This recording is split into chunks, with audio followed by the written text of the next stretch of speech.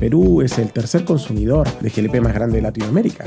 Y si el mercado crece, pero las necesidades de almacenamiento son las mismas en décadas, claramente es muy frágil.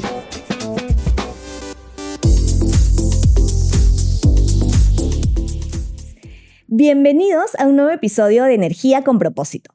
En este espacio seguimos conversando sobre los grandes desafíos y oportunidades que enfrenta hoy el sector energético en el Perú. En este episodio hablaremos sobre un tema que impacta directamente en millones de hogares, negocios e industrias: el abastecimiento de GLP y la importancia de contar con una infraestructura sólida que garantice la seguridad energética del país.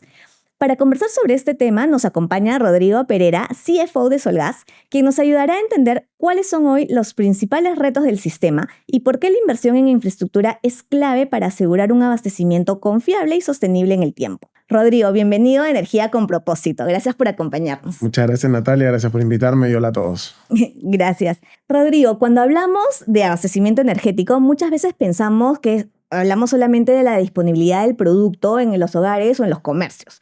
Pero sabemos que detrás de eso existe toda una cadena logística e infraestructura que permite o hace posible que el GLP se distribuya de manera continua, ¿no? Desde tu experiencia, ¿cuál dirías que es hoy el principal riesgo para el abastecimiento de GLP en el Perú? Muchísimas gracias por la pregunta, Natalia. Gracias nuevamente por invitarme. Como bien decías tú, la cadena logística completa para poder llegar a tener un cilindro en el hogar es muy larga y depende de muchos factores. Sí, hay necesidades de almacenamiento en la cadena, desde las plantas de almacenamiento, los distribuidores, pero donde están las principales facilidades de almacenamiento tienen que ver al inicio de la cadena. Hoy en día en Perú, ese almacenamiento desde el cual llegan los grandes buques importados o los buques nacionales es muy frágil. En los últimos 10 años ha habido una sola empresa que ha invertido en almacenamiento nuevo, que hemos sido nosotros, y aún así el mercado te diría que tose cada vez que pasa algo. Y eso tiene que ver con que el mercado continúa creciendo. Perú es el tercer productor, o mejor dicho, el tercer consumidor de GLP más grande de Latinoamérica. Y el mercado continúa creciendo 1, 2, 3% al año. Y si el mercado crece, pero las necesidades de almacenamiento son las mismas en décadas, claramente hay una inconsistencia y eso hace de que la fragilidad se note. Entonces es necesario ampliar el almacenamiento en Perú, ampliar el almacenamiento primario y también el almacenamiento en la cadena para que la cadena completa sea más robusta. Un punto importante es la capacidad de almacenamiento. Muchas veces es un tema que no se ve o no se conversa tanto, pero que parece ser fundamental, como mencionabas, para que el sistema funcione de manera estable. ¿Por qué la capacidad de almacenamiento es tan importante para la seguridad energética? Vivimos en un mundo en el que pasan muchísimas cosas. Dependemos de guerras, dependemos de cómo está el mar para que lleguen buques, dependemos de las carreteras, si es que hay paros, no hay paros, hay desastres naturales, etc. Entonces, la cantidad de almacenamiento que exista en los distintos lugares de la cadena es como si fuese un colchón, como si fuese un seguro de vida para que la cadena no se corte. Y es por eso que es importante tener suficiente almacenamiento en cada uno de los puntos de la cadena. Hoy en día Perú es un país importador de gas. Entre el 30 y 40% de lo que se consume en Perú se trae de afuera. Y por lo tanto estamos sujetos a lo que pasa en el mundo. Y es ahí muy importante tener almacenamiento para recibir todo ese producto que viene de afuera. Pero no solo en la costa. Algo de lo que se habla bastante poco es del almacenamiento que hay en el resto de Perú. Las plantas tienen capacidad limitada de almacenamiento dentro de las regiones. Muchas de las plantas que existen en Perú hoy en día dependen de que el camión llegue para poder envasar. Entonces, la realidad es que es vital para mantener un almacenamiento, una cadena constante en Perú, que exista almacenamiento en todos los puntos de la cadena. Claro, y esto es hablar de fortalecer la infraestructura a nivel país, y muchos piensan que solo depende de las empresas y su capacidad de inversión.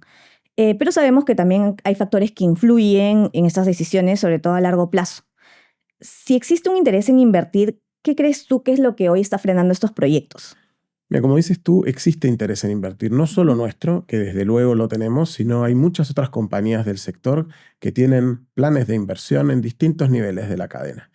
Yo creo que hoy lo que detiene alguna de estas inversiones tiene que ver con la incertidumbre. La realidad es que las reglas del juego en el camino cambian de manera demasiado frecuente. Y cuando uno hace inversiones de almacenamiento o todo lo que tenga que ver con abastecimiento, son inversiones en general muy grandes y con periodos de vida también largos, ¿no? Inversiones a 20, 25, 30 años. Entonces, cuando uno hace una inversión de esa calidad, uno espera tener reglas del juego claras.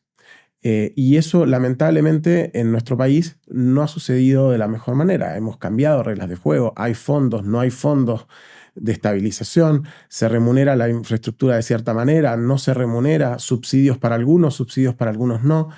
Entonces, todas esas discusiones lo que hacen es desalentar inversiones. En un mercado donde, como te digo, hay apetito para invertir. Es un mercado hipercompetido, lleno de emprendimiento, lleno de emprendedores. Hay más de 200 compañías que trabajan en el mercado del GLP dispuestas a invertir. Entonces, cuando existen reglas claras, esas inversiones aparecen. GLP, claro, y eso es importante, ¿no? Es estabilidad regulatoria. Y bueno, nos has comentado mucho que esto, bueno, obviamente impacta en las inversiones, en las decisiones que se toman. ¿En qué dirías, en qué otros aspectos impacta esta incertidumbre regulatoria en el desarrollo del mercado de GLP? Mira, impacta prácticamente en todo el mercado. Hoy en día, por ejemplo, y del tema que estamos hablando de abastecimiento, para hacer una esfera, ¿cierto? Para hacer una planta de abastecimiento estamos hablando de múltiples millones de dólares. Y eso hay que remunerarlo. ¿Sí? De otra manera no aparece. Y hoy en día ese cambio de reglas del juego o ese cortoplacismo hace que esa remuneración no sea tan clara. El riesgo o el miedo que tienen algunos es que por remunerar infraestructura el precio de cara al cliente final sea mayor, ¿cierto? La realidad es que ese precio, el cliente final hoy en día lamentablemente ya lo está pagando.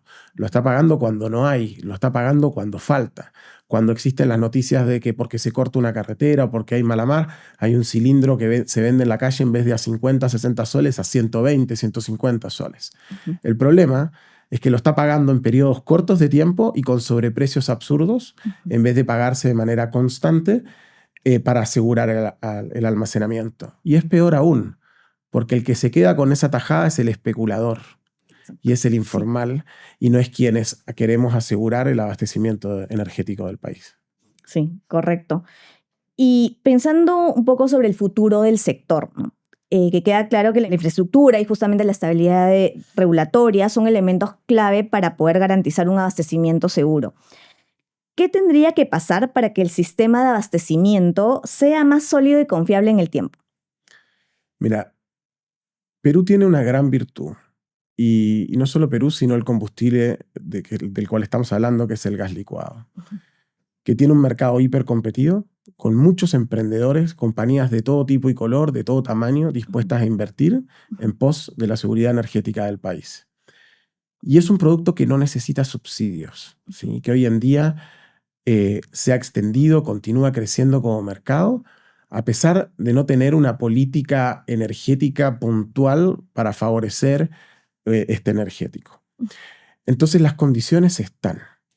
Lo que creo que es importante es que se den reglas claras de largo plazo, reglas claras de cómo va a ser el juego. Las reglas te pueden gustar o no gustar, pero una vez que tú sabes cuáles son, puedes planear al respecto. Entonces lo importante es setear un conjunto de reglas que nos permita pensar en 10, 20, 30 años.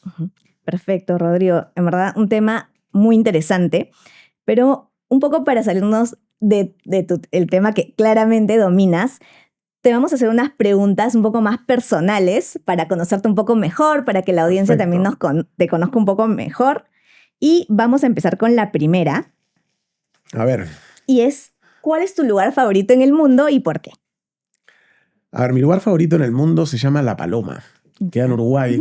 Mi acento ya es medio raro, no sé si se entiende, pero yo me he vivido en distintos lados del mundo, pero soy originalmente uruguayo, me siento uruguayo, tengo mi corazón de ahí, mi familia vive ahí y a Dios gracias, voy todos los años también a Uruguay. Y La Paloma es una playa que queda a más o menos 230, 240 kilómetros de Montevideo, a la cual he ido desde que tengo uso de la razón. Entonces para mí es un lugar muy especial, es un lugar que es comunión, que es unión, que es familia, que es alegría, que es recuerdos, y al cual tengo la suerte de volver todos los años, hoy en día ya con mi familia, con mis hijos, y juntarse con todo el resto del familión. Entonces, para mí ese lugar es el mejor lugar del mundo. No, perfecto. Y justo involucra mucho la familia, que es nuestro motor normalmente para lograr nuestros objetivos. Sin duda. una canción que no pueda faltar en tu playlist. Miren, va cambiando. La realidad es que mi gusto musical, yo creo que tengo loco a los algoritmos que recomiendan música, porque escucho de todo un poco y dependiendo del estado de ánimo. Sí. Hay un grupo español que me gusta mucho, se llama Jarabe de Palo. Hay una canción que se llama Eso que tú me das, que también me encanta. Buenísimo. ¿Qué te inspira o motiva en tu día a día? Mira, la respuesta típica es la familia y sin duda ese es el eje central de lo que me mueve en el día a día. Pero más allá de mi familia, yo creo que el trabajo que tenemos nosotros desde Solgas es un trabajo tremendamente inspirador. Nosotros tenemos la posibilidad de hacer posible que más o menos 2 millones de hogares al mes cocinen, se calienten, se muevan. Somos energía que mueve esos hogares, energía que mueve emprendimiento, energía que mueve industria, energía que mueve el país al fin y al cabo. Lo vimos y lo sufrimos durante la pandemia, cuando tuvimos que operar en condiciones tremendamente adversas y vimos la fuerza de cada uno de los trabajadores nuestros levantándose y yendo a los lugares donde teníamos que estar para que esa energía no pare en el país, en el Perú.